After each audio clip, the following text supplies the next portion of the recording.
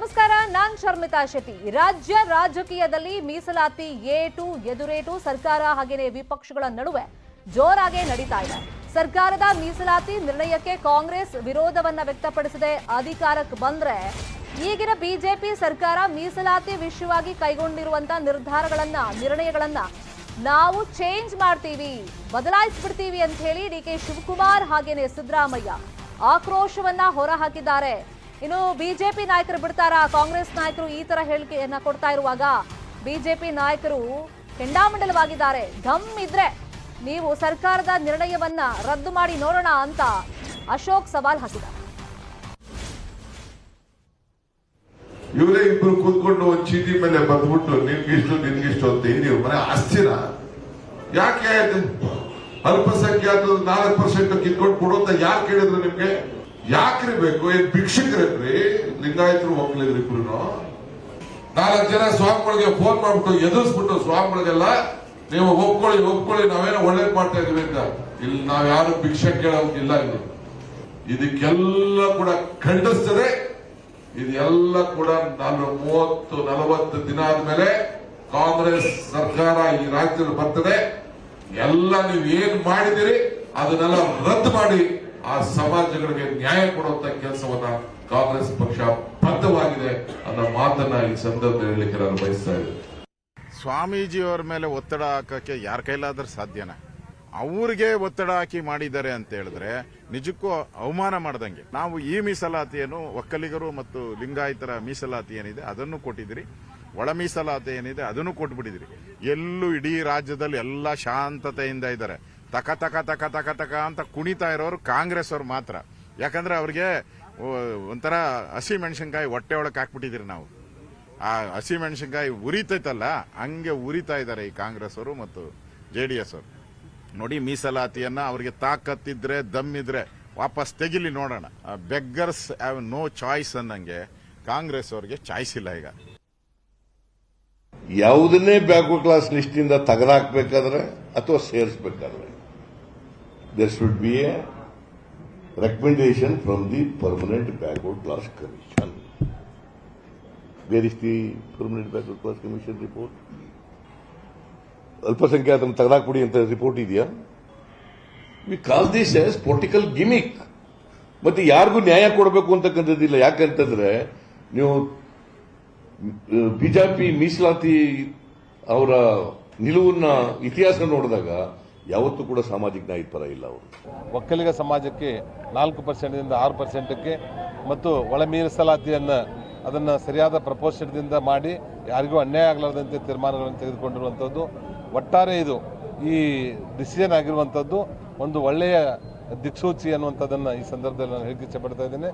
ಇದರಿಂದ ಎಲ್ಲ ಸಮಾಜದ ಎಲ್ಲ ವರ್ಗದ ಸ್ವಾಮೀಜಿಯವರು ಮತ್ತು ಸಮಾಜದ ಬಂಧುಗಳು ಇದಕ್ಕೆ ಸಂತಸವನ್ನು ವ್ಯಕ್ತಪಡಿಸಿದ್ದಾರೆ. ಇದರಿಂದ ಅವರ ಮುಂದಿನ ಭವಿಷ್ಯಕ್ಕೂ ಸಹಿತ ಬಹಳ ಒಳ್ಳೆಯದಾಗ್ತದೆ ಅನ್ನೋ ಮಾತನ್ನು ಈ ಸಂದರ್ಭದಲ್ಲಿ.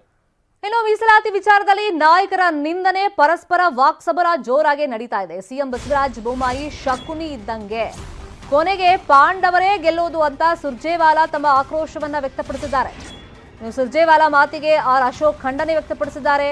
ಇದು ಸಿಎಂ ಪದವಿಗೆ ನಾಡಿನ ಜನತೆಗೆ ಮಾಡಿರುವಂತ ಅಪಮಾನ. ಸುರ್ಜೇವಾಲಾ ಅವರು ಕ್ಷಮಾಪಣೆ ಕೇಳಬೇಕು ಅಂತ ಹೇಳಿ ಆರ್ ಅಶೋಕ್ ಒತ್ತಾಯವನ್ನ ಮಾಡಿದ್ದಾರೆ. ये शकुनी बसवराज बोम्मई जी अब कर्नाटक के लिए शकुनी बन गए। महाभारत के शकुनी का नाम तो आपने सुना था। बसवराज बोम्मई जी अब कर्नाटक के शकुनी कि वो कर्नाटक के पांडवों को हरा नहीं पाए। This is a 420 Bommai governments con job of reservation, cheat scheduled caste, cheat scheduled tribes, dupe and deceive everybody. Basavaraj Bommai ji अब कर्नाटक के लिए शकुनी बन गए। महाभारत के शकुनी का नाम तो आपने सुना था। बसवराज बोम्मई जी अब कर्नाटक के शकुनी कि वो कर्नाटक के पांडवों को हरा नहीं पाए। This is a 420 Bommai governments con job of reservation, cheat scheduled caste, cheat scheduled tribes, dupe and deceive everybody. ನಮ್ಮ ಕರ್ನಾಟಕದ ಒಬ್ಬ ಜನಪ್ರತಿನಿಧಿ ಮುಖ್ಯಮಂತ್ರಿಯನ್ನ ಅವರು ಏನು ಹೇಳಿದ್ದಾರೆ, ಶಕುನಿ ಅಂತ ಹೇಳಿದ್ದಾರೆ. ಇದು ಕರ್ನಾಟಕ ಜನತೆಗೆ, ಮುಖ್ಯಮಂತ್ರಿಗಳಿಗೆ ಆ ಪದವಿಗೆ ಮಾಡಿದಂತ ಅವಮಾನ. ಸುಜಿತ್ ವಾಲಾ ಅವರು ಕ್ಷಮಾಪಣೆ ಕೇಳಬೇಕು. ಈ ತರ ಕರ್ನಾಟಕದ ಒಬ್ಬ ಚುನಾಯಿತ ಮುಖ್ಯಮಂತ್ರಿಗೆ ಈ ತರ ಅಪಮಾನ ಮಾಡುವಂಥದ್ದು ಇಡೀ ಆ ಸಮುದಾಯಕ್ಕೆ ಮಾಡದಂಗೆ, ಇಡೀ ಕರ್ನಾಟಕದ ಜನತೆಗೆ ಮಾಡದಂಗೆ ಕೂಡಲೇ ಅವರು ಕ್ಷಮಾಪಣೆಯನ್ನ ಕೇಳಬೇಕು ಅಂತೇಳಿ ಆಗ್ರಹವನ್ನ ಮಾಡ್ತಾರೆ. ಇದೇ ವಿಚಾರವಾಗಿ ಇನ್ನಷ್ಟು ಡೀಟೇಲ್ ಆಗಿ ಇನ್ಫಾರ್ಮೇಶನ್ ಕೊಡೋದಕ್ಕೆ ನೇರ ಸಂಪರ್ಕದಲ್ಲಿ ಜಾಯ್ನ್ ಆಗಿದ್ದಾರೆ ನಮ್ಮ political bureau head Chidanand Patel. Chidanand Patel, ಒಂದು ಕಡೆ ಎಲೆಕ್ಷನ್ ಇನ್ನೇನು ಅನೌನ್ಸ್ ಆಗುತ್ತೆ, ತರಾತುರಿಯಲ್ಲಿ ಸರ್ಕಾರ ಮೀಸಲಾತಿಗಳನ್ನ ಘೋಷಣೆ ಮಾಡಿಬಿಟ್ಟಿದೆ. ಒಟ್ಟಲ್ಲಿ ಎಲ್ಲ ಸಮುದಾಯದವರು ತಮ್ಮ ಪರವಾಗಿರಬೇಕು, ಮತ್ತೆ ಆಡಳಿತದಲ್ಲಿ ನಾವು ಕುತ್ಕೋಬೇಕು ಅಂತ ಹೇಳಿ. ಇನ್ನೊಂದು ಕಡೆ ಕಾಂಗ್ರೆಸ್ ಇದಕ್ಕೆ ಲೇವಡಿ ಮಾಡ್ತಾ ಇದೆ, ನಾವು ಅಧಿಕಾರಕ್ಕೆ ಬಂದ್ರೆ ಎಲ್ಲ ಕ್ಯಾನ್ಸಲ್ ಮಾಡ್ಬಿಡ್ತೀವಿ ಅಂತ ಚಾಲೆಂಜ್ ಹಾಕ್ತಾ ಇದ್ದಾರೆ. ಇದು ಎಲೆಕ್ಷನ್ ಮೇಲೆ ಯಾವ ತರ ಪರಿಣಾಮ ಪ್ರಭಾವ ಬೀರ್ಬೋದು? ಶರ್ಮಿತಾ ಶೆಟ್ಟಿ, ಈಗಾಗಲೇ ಪರಿಶಿಷ್ಟರ ಮೀಸಲಾತಿಯನ್ನ 17% ಏರಿಸಿರುವಂಥದ್ದು, ಪರಿಶಿಷ್ಟ ಪಂಗಡದವರ ಮೀಸಲಾತಿಯನ್ನ 7% ಏರಿಸಿರುವಂಥದ್ದು. ಈಗಾಗಲೇ ಕೇಂದ್ರಕ್ಕೆ ಕಳೆದ 3 ದಿನಗಳಿಂದಷ್ಟೇ ಪತ್ರವನ್ನ ಸರ್ಕಾರ ಪ್ರಸ್ತಾವನೆಯನ್ನು ಕಳಿಸಿರತಕ್ಕಂಥದ್ದು. ಆ ಪ್ರಸ್ತಾವನೆ ಸಂವಿಧಾನದ ಅಡಿಯಲ್ಲಿ ಆಗಬೇಕಾಗಿದೆ, ಸಂವಿಧಾನ ತಿದ್ದುಪಡಿ ಅಡಿಯಲ್ಲಿ ಆಗಬೇಕಾಗಿದೆ, ಇನ್ನೂ ಕೂಡ ಆಗಿಲ್ಲ. ಆದರೆ ಈಗಲೇ ಇವರು ಮೀಸಲಾತಿಯನ್ನು ಹಂಚಿಕೆ ಮಾಡಿರುವಂಥದ್ದು ಇದು ಅವೈಜ್ಞಾನಿಕ ಮತ್ತು ಎಲ್ಲೊಂದು ಕಡೆ ಕಾನೂನು ವಿರುದ್ಧವಾಗಿರುವುದು ಅನ್ನೋದು ಕಾಂಗ್ರೆಸ್ನ ಬಹುಮುಖ್ಯ ಆರೋಪ ಆಗಿರತಕ್ಕಂಥದ್ದು. ಈಗಾಗಲೇ ಒಕ್ಕಲಿಗರಿಗೆ 11% ಮೀಸಲಾತಿ ಕೊಡಬೇಕನ್ನೋದು ಕೂಡ ಚುಂಚನಗಿರಿಯ ಮಠಾಧೀಶರಾಗಿರ್ತಕ್ಕಂಥ ನಿರ್ಮಲಾನಂದ ಸ್ವಾಮೀಜಿ ಮತ್ತು ಒಕ್ಕಲಿಗ ನಾಯಕರ ಆಗ್ರಹ ಕೂಡ ಆಗಿತ್ತು. ಆದರೆ ಈಗ ಮುಸ್ಲಿಮರ 2B ಇದ್ದ ಮೀಸಲಾತಿಯನ್ನು ರದ್ದು ಮಾಡಿ ಅವರಿಂದ 3% ಅನ್ನು ಕಿತ್ತು ಕೊಡ್ತಾ ಇದ್ದಾರೆ. ಇದು ಎಷ್ಟು ಮಟ್ಟಿಗೆ ಸರಿ?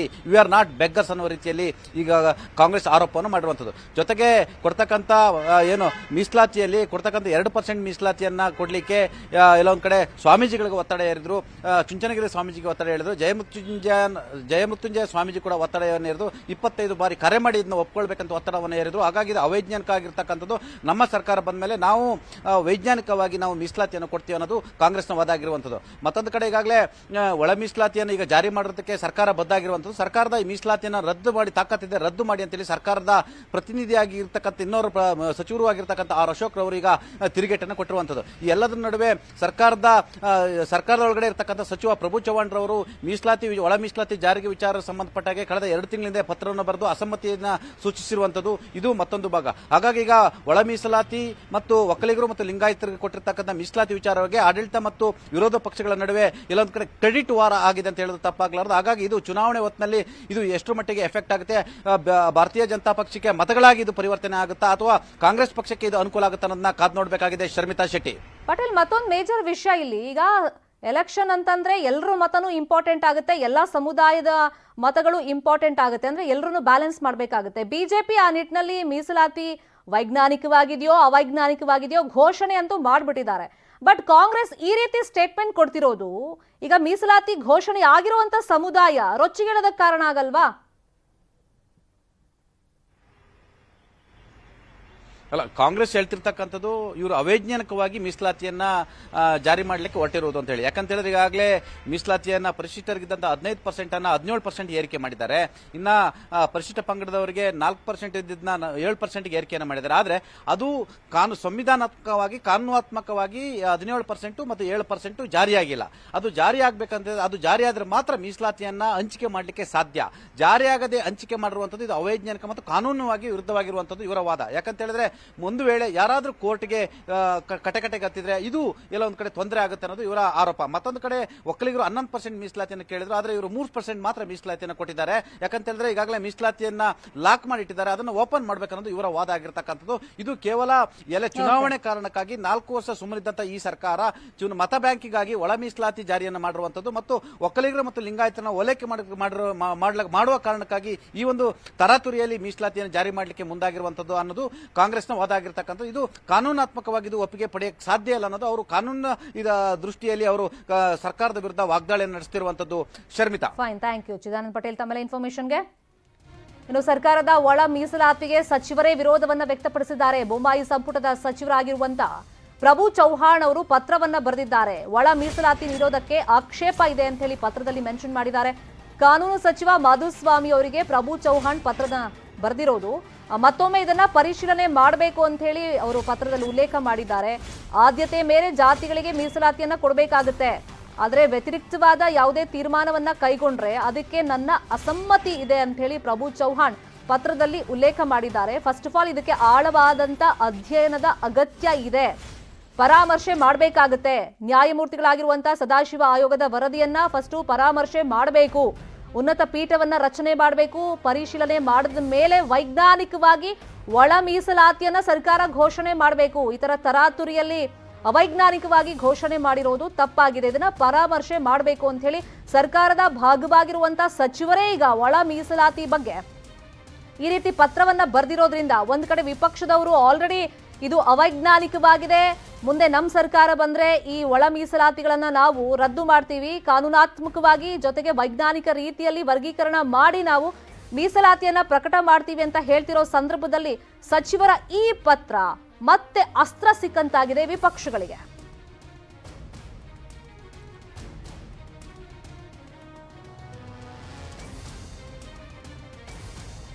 ಈಗ ಸರ್ಕಾರ ಏನೋ ತರಾತುರಿಯಲ್ಲಿ ಈಗ ಮೀಸಲಾತಿಯನ್ನ ಪ್ರಕಟ ಮಾಡಿದ್ದಾಗಿದೆ, ಅದರಲ್ಲೂ ಒಳ ಜಾತಿಗಳ ವರ್ಗೀಕರಣ ಸರಿಯಾಗಿ ಆಗಿಲ್ಲ, ಇದ್ರ ಬಗ್ಗೆ ಸರಿಯಾಗಿ ಪರಾಮರ್ಶೆಯನ್ನ ಮತ್ತೊಮ್ಮೆ ಮಾಡಬೇಕು ಅಂತ ಹೇಳಿ ಪ್ರಭು ಚೌಹಾಣ್ ಮಾಧುಸ್ವಾಮಿ ಅವರಿಗೆ ಪತ್ರವನ್ನ ಬರೆದಿದ್ದಾರೆ.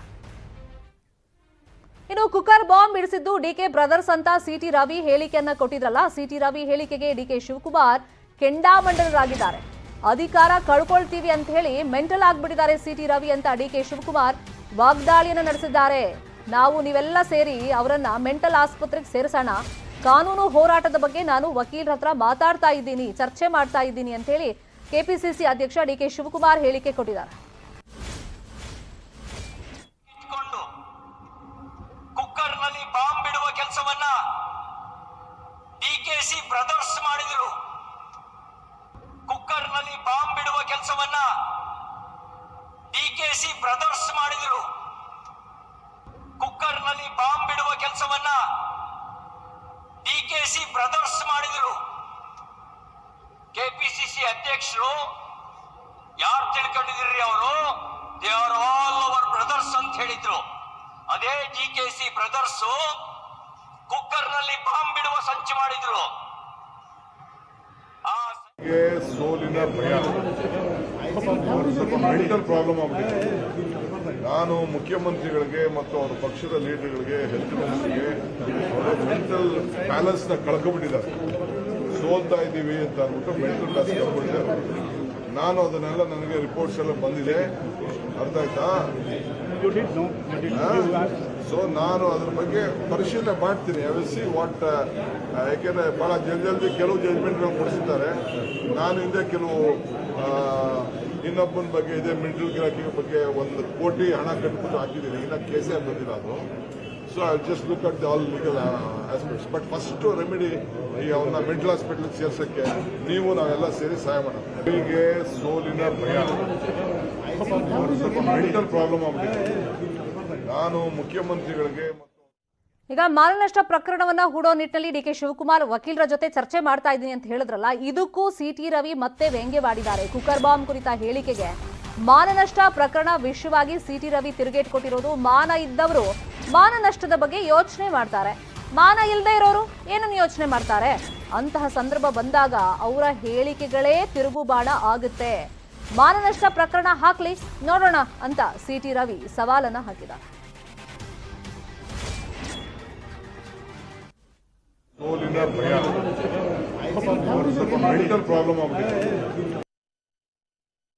ಈಗ ಮಾನನಷ್ಟ ಮೊಕದ್ದಮೆ ಹಾಕಲಿ, ಮಾನ ಇದ್ದವರೆಲ್ಲರೂ ನಷ್ಟದ ಬಗ್ಗೆ ಯೋಚನೆ ಮಾಡ್ತಾರೆ, ಇಲ್ಲದೆ ಇದ್ದವ್ರು ಏನು ಯೋಚನೆ ಮಾಡ್ತಾರೆ? ಅವ್ರು ಹಾಕಲಿ. ಒಂದು ಅಂಥ ಸಂದರ್ಭ ಬಂದಾಗ ಅವ್ರು ಹೇಳಿದ ಮಾತುಗಳೇ ಅವ್ರಿಗೆ ತಿರುಗುಬಾಣ ಆಗ್ತವೆ. ಅವ್ರು ಹೇಳಿದ್ದನ್ನೇ ನಾನು ಹೇಳಿದ್ದೀನಿ. DJ ಹಳ್ಳಿ KJ ಹಳ್ಳಿ ಬೆಂಕಿ ಹಾಕಿದವರಿಗೆ ಬೆಂಬಲ ಕೊಟ್ಟವ್ರು ಯಾರು? ತನ್ನದೇ ಪಕ್ಷದ ದಲಿತ ಶಾಸಕನಿಗೆ ರಕ್ಷಣೆ ಕೊಡದಲ್ಲೇ ರಾಜಕಾರಣ ಮಾಡಿದವ್ರು ಯಾರು? ಅವರು ಏನಾದರೂ ಮಾಡಿ ಮುಖ್ಯಮಂತ್ರಿ ಆಗಬೇಕು ಅಂತ ಅವರು ಏನಾದರೂ ಮಾಡಿ, ಅದು ಈ ಸರಿ ನನಗನ್ಸೋದು ಅವರಿಗೆ ಅದು ಸಾಧ್ಯ ಇಲ್ಲದಿರೋ ಪ್ರಶ್ನೆ. ಕಾಂಗ್ರೆಸ್ ಅಧಿಕಾರಕ್ಕೆ ಬರೋ ಪ್ರಶ್ನೆನೇ ಇಲ್ಲ, DK ಶಿವಕುಮಾರ್ ಮುಖ್ಯಮಂತ್ರಿ ಆಗೋ ಪ್ರಶ್ನೆನೇ ಇಲ್ಲ. ಅವ್ರಿಗೆ ಚಿಕ್ಕಮಗಳೂರು ಬಗ್ಗೆ ತಿಳುವಳಿಕೆ ಇಲ್ಲ. ಚಿಕ್ಕಮಗಳೂರಿನಲ್ಲಿ ಇಲ್ಲಿ ಹಿಂದುತ್ವನೇ ಗೆಲ್ಲೋದು, ಅಭಿವೃದ್ಧಿನೇ ಗೆಲ್ಲೋದು. ಅವರು ತನ್ನ ಆಡಳಿತ ಅವಧಿನಲ್ಲಿ ಏನು ಮತ್ತಷ್ಟು ಸುದ್ದಿ ನೋಡೋಣ. Welcome back. ರಾಜ್ಯದಲ್ಲಿ ಚುನಾವಣೆ ಘೋಷಣೆಯೇ ಆಗಿಲ್ಲ, ಆಗಲೇ ಕುರುಡು ಕಾಂಚಾಣ ಸದ್ದು ಮಾಡ್ತಾ ಇದೆ. ಯಾದಗಿರಿ ಜಿಲ್ಲೆಯ ಮನಗನಾಳದಲ್ಲಿ ದಾಖಲೆಗಳಿಲ್ಲದೆ ಅನಧಿಕೃತವಾಗಿ ಸಾಗಿಸ್ತಾ ಇದ್ದ 13,71,000 ಹಣವನ್ನ ಜಪ್ತಿ ಮಾಡಲಾಗಿದೆ. ಹತ್ತಿ ಮಾರಿದ ಹಣವನ್ನ ರೈತರಿಗೆ ನೀಡೋಕೆ ತಗೊಂಡು ಹೋಗ್ತಾ ಇದ್ದೀವಿ ಅಂತ ಹೇಳಿ ಕಾರ್ ಚಾಲಕ ಹೇಳಿದ್ದ. ಆದರೆ ಯಾವುದೇ ದಾಖಲೆಗಳು ಇಲ್ಲದೆ ಇರೋದಕ್ಕೆ ಹಣವನ್ನ ವಶಕ್ಕೆ ಪಡೆಯಲಾಗಿದೆ. ಇನ್ನು ಗದಗ್ನ ಬಸಾಪುರ ಚೆಕ್ ಪೋಸ್ಟ್ನಲ್ಲಿ ಸೂಕ್ತ ದಾಖಲೆ ಇಲ್ಲದ 5,20,000 ಮೌಲ್ಯದ ವಸ್ತುಗಳನ್ನು ಸೀಸ್ ಮಾಡಲಾಗಿದೆ. ಟಿ ಶರ್ಟ್, ಬಟ್ಟೆಗಳು, ಚಪ್ಪಲಿ, ಟವೆಲ್ ಸೀಸ್ ಮಾಡಲಾಗಿದೆ. ಕೊಪ್ಪಳ ಹಾಗೇನೆ ಕ್ಯಾದಿಗುಪ್ಪ ಚೆಕ್ ಪೋಸ್ಟ್ಗಳಲ್ಲಿ ಪೊಲೀಸರು 5,65,000 ರೂಪಾಯಿ ವಶಕ್ಕೆ ಪಡ್ಕೊಂಡಿದ್ದಾರೆ. ಕೊಪ್ಪಳದಲ್ಲಿ ಸ್ಕೂಟಿಯಲ್ಲಿ 3,15,000 ಹಣವನ್ನ ಸಾಗಿಸಲಾಗ್ತಾ ಇತ್ತು. ಕ್ಯಾದಿಗುಪ್ಪ ಚೆಕ್ ಪೋಸ್ಟ್ನಲ್ಲಿ ಕಾರ್ನಲ್ಲಿದ್ದ 2.5 ಲಕ್ಷ ಹಣವನ್ನ ಸೀಸ್ ಮಾಡಲಾಗಿದೆ. ಇನ್ನು ಗದಗ್ನ ಗಜೇಂದ್ರಗಡ ಪೊಲೀಸರು 6,40,000 ಹಣವನ್ನ ಸೀಸ್ ಮಾಡಿದ್ದಾರೆ. ಬೆಂಗಳೂರಿನ ಎಸ್ಜೆ ಪಾರ್ಕ್ ಪೊಲೀಸರು ದಾಖಲೆ ಇಲ್ಲದ 10 ಕೆಜಿ ಬೆಳ್ಳಿ ವಸ್ತುಗಳನ್ನು ವಶಕ್ಕೆ ಪಡ್ಕೊಂಡಿದ್ದಾರೆ.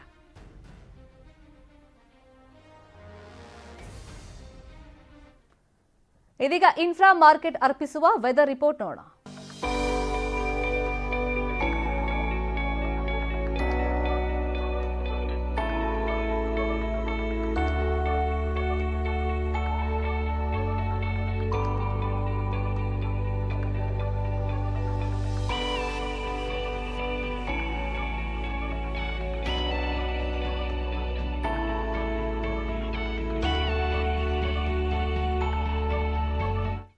ಇವಿಷ್ಟು ಸದ್ಯದ ನ್ಯೂಸ್ ಅಪ್ಡೇಟ್ಸ್. ನೋಡ್ತಾರಿ ನ್ಯೂಸ್ 18, ಜಾಲ ನಮ್ಮದು, ಬಲ ನಿಮ್ಮದು.